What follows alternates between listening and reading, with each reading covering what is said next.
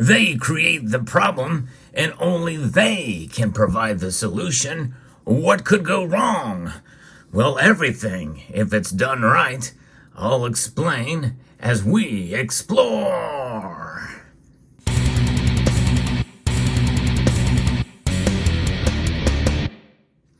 There is some breaking news about a very troubling situation for many people out there that has just broken news here on CNN of all places, as shared with me by a member of the community. If you enjoy videos like this where I bring you the latest news and what's behind it, I hope you will consider subscribing to the channel and pressing that thumbs up button down below. This is coming to us from CNN, as shared with me by a member of the community. Multiple U.S. banks were hit by deposit delays just in the last few hours here, caused by an error at a payment processing network, according to the Federal Reserve. The clearinghouse, which operates the automatic clearinghouse system, we know it as ACH, which allows the banks to send electronic payments to each other, experienced a processing error with a batch of bank transactions. Banks send everything from direct deposit paychecks to customer bill payments for mortgages and utility bills through the ACH system. The clearinghouse told CNN that the issue was impacting less than 1% of the daily ACH volume in the United States, and it was working with financial institutions who have customers that have been impacted. It's quite interesting indeed that this is happening now. All other ACH transactions are processing as expected, the company said.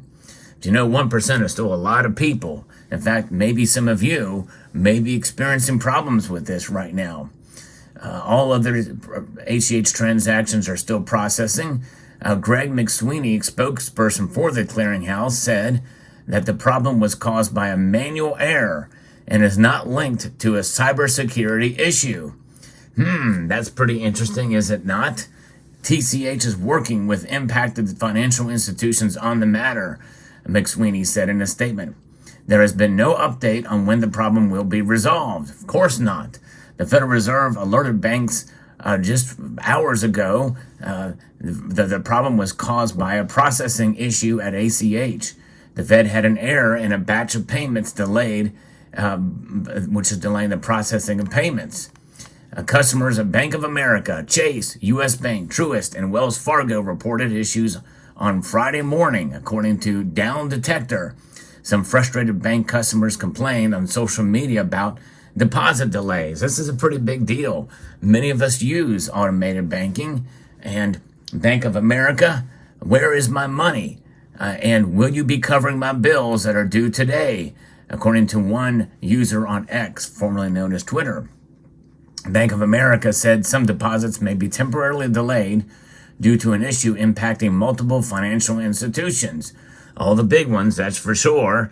It makes you wonder here. Of course, the Federal Reserve, they've got their hand in all this. It's kind of crazy to see what's going on here. The ACH is operated by the Federal Reserve Banks and Electronic Payments Network. Banks stress customer deposits remain safe, and the bug was introduced by human error. Human error is what they are attributing this to. That's the second time in this piece where that's mentioned. It makes you wonder why they would mention that specifically here and not by a cybersecurity issue or a malicious attack. Although the rare deposit delay affected deposits at many banks, it appears other banking systems were functioning normally. So the ACH system, by the way, processes about 74 million transactions on a daily basis, totaling nearly $155 billion, according to Fed data. In all of 2022, there were nearly $38.7 trillion in ACH transactions. $38.7 trillion. That's more than our national debt right now. Pretty amazing. And you can see here that is according to the Federal Reserve. So notice that they mentioned this. Now, again, I don't want to be too conspiratorial here, but you think about that. Why would they mention this, and why is this breaking news over at CNN?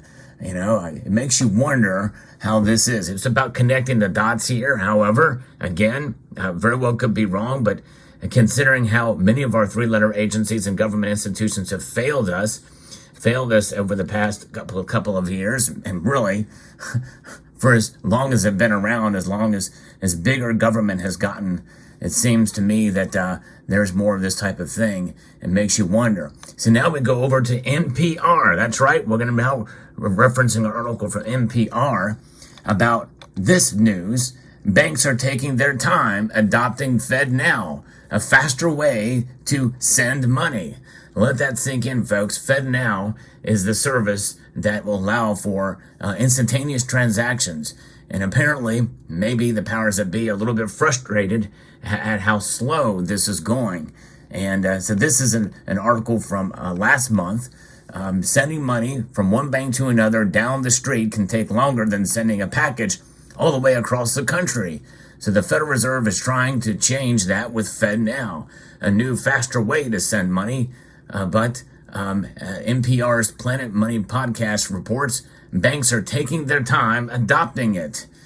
Yes, indeed. Of course, they go on and talk about how slow everything is with this ACH, a decades-old system, which operates like a laundry machine on a batch. You put in the payments in at once, you press a button and wait a while, and all the payments get sorted out and come together. But that can cause problems. And hey, we look at this. We have a problem that's occurring right now. Your company pays you at the end of the month, but the money doesn't hit your account until a day or two later. Now, what do? At the first of the month, you have rent, you have bills to pay, you have automatic deposits, boom, overdraft, and then, hey, insert human error in there, of course, and that's going to say, well, what's going on here? Human error, not a malicious attack. It makes you wonder. It's fascinating to see how this is occurring. But this is more about these financial institutions utilizing this system that does not track where this is. There's still some privacy and integrated into this. But now where are we at now with FedNow, which was released in July of last year? Some apps out there that might seem fast, but they can have fees. And if you want your money in your actual bank account, it can take days through the old batch system. So Star One Credit Union is using FedNow, one of the few now, for the newly instant pay option for its members. But there's a catch. There's only about 100 banks signed up for FedNow so far out of about 9,000 financial institutions in the country. And and of course, this is NPR, so they're saying that he's taken aback a little bit by thinking, I don't know why others aren't jumping in. So why would banks not want to let their customers send and receive money instantaneously? And then you hear the phrase faster payments, faster fraud. It could be one of the things that could be about this. Somebody else asked in this little podcast, and I'm quoting from here. And not only that, but look about central control. So now I'm going to be referencing a piece here from FEE Stories that has a good piece about this, and it's pretty remarkable to see this FedNow. We know, and I've talked about this before on my channel, but again, we're not seeing too many stories on this. FedNow has been given the green light after successful trial runs. After select volunteer companies are now seeing its early adoption, with institutions like J.P. Morgan Chase, Wells Fargo, U.S. Bank, BNY Mellon, and many others, all banks that consumers trust to hold their hard-earned money. FedNow's current soft launch has various participating commercial banks across the country running customer service testing and live transactions to ensure everything goes swimmingly. Even though it calls itself the Federal Reserve, says the government will not have access to individual accounts and cannot control how they choose to spend their money. The very notion of a federally operated transfer system determining how quickly and when we get paid is really a little too close to home. The Reserve promises that it won't peek into people's accounts. Who's to say they can't? Now that they will have access to any and all information allotted to them by participating institutions. In fact, they will be able to vet on what transactions go through or not, according to their own website, as I've covered in the past on this channel. And, if this is abused, no longer will people have the luxury of private transactions between consenting parties. The state will be privy to every deposit you get from work, every little Amazon purchase, and each and every sale you make on Facebook Marketplace, Target, and more. And that's before there's before it turns into a CBDC. It's only the rail system of a CBDC, not a CBDC itself. And with that, they can have a lot of power. Of course, we can see what kind of problem it would have for down the line for anybody whose buying habits cut against the grain of federal initiatives. For example, take the current administration's obsession with pushing ESG standards on business and employers. What happens if the Fed deems you are non-compliant with the environmental, social, and corporate governance rules? What's to stop them from freezing your ability to buy products or withdraw cash? Even worse, you could do nothing wrong and suddenly find your ability to transfer or receive money hindered if your participating institution does something that the government doesn't like. Like, may sound far-fetched, but it's really not. They're already doing this in Canada to silence protesters, and there's not a CBDC there either. So think about that, folks. And if you take a look at what's happening as an example, not only about what Canada is doing, but the European Union's crackdown on cash, an attempt to quell money laundering operations and crypto scams, Brussels has passed new anti-money laundering laws which effectively ban European citizens from making cash payments over 7,000 euros and crypto asset transfers of 1,000 euros and over. The EU justifies this dictate, saying that it protects against black market transactions using cash as untraceable currency. Under the guise of secrecy and safety, law-abiding citizens are literally and legally prevented from using cash as they see fit. What's next? A 5,000 euro cash ban? How about 1,000? Looks like the EU will ban cash outright and force people to use a state-backed monetary system. Slow roll into a CBDC. There's one already in place in Denmark, all for the sake of offering potential crime, for deterring potential crime, which flies in the face of and an affront to personal freedom. On top of that, it's clear that the EU has complete authority over citizens' central bank accounts, as it seriously debated the idea of freezing personal accounts to prevent bank runs. With the EU's monopoly on currency, there's nothing to prevent them from attempting it and most likely succeeding. Though thought that the Federal Reserve raising interest rates was bad, wait until they freeze your ability to get paid. FedNow is just a different flavor of the EU central bank control scheme. With a Trojan horse of security and ease of use lies complete government control over your finances. And so there's where we are at. It is something and pretty scary, I think. And now, more breaking news. The FinTech, the Federal Information Services, has added 74 banks to the FedNow in the third quarter. Dozens of bank customers, according here to bankautomationnews.com, are looking to join FedNow as the adoption of a real-time payment system grew in the third quarter. You know, they're trying to fast-track this thing, and I think that this news that we're getting now about what's happening with Bank of America and with ACH transactions as an excuse to maybe kick the tail of some of these other financial institutions. And hey, if you don't want any more human error, come to us. Come to FedNow and do it sooner than later. FedNow now. Oh, you know, channel members have access to a channel emoticon called FedNever. I think we should reject this. Nonetheless, there's only so much we can do to reject it.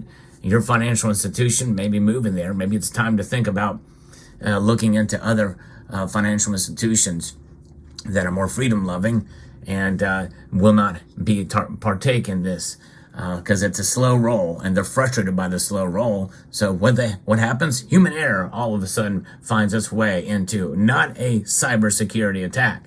God forbid, you know. To me, that's quite telling. Again, I don't know exactly. I can't say for sure that that's what's going on, but we can't help but question it to see if they are creating this problem in order to provide the solution. The solution is FedNow, according to them. Well, it's going to come a point in time where there's going to be an underground economy of a new type of transactions with hard assets, silver and gold, continental currency, the money of the underground. I think that's a far way off, but nonetheless, we still have cash, and I believe in having cash on hand, and as a backup to cash, gold and silver, and you're going to be good to go. It's going to be a hard road to travel no matter what we do, but nonetheless, it's always good to have a fail-safe of some certain aspect that has been tested, tried, and true for thousands of years, folks. That is gold and silver. And the more private transactions you do, I think the better. In fact, I'll give you a recent example. I just recently returned from a fairly big coin show, stopped by a convenience store, and a lady was fiddling around waiting for me to pull my card out, and she was looking up and saying, "I don't see any transaction coming through yet." It's like, I handed her a $20 bill. She's like, "Whoa, you're using cash? I so very rarely see that." And I said, "Yep, I'm a cash man through and through. It's faster, it's easier, and it's private." That's right, exactly, totally private. So let me know what your thoughts are in the comment section down below. This is what they wanted, I think. But hey, could be wrong. But nonetheless, it is quite troubling indeed. I'd like to extend a multitude of gratitude to each and every one of you for taking the time to watch, and to encourage you to please rate, share, comment, and subscribe.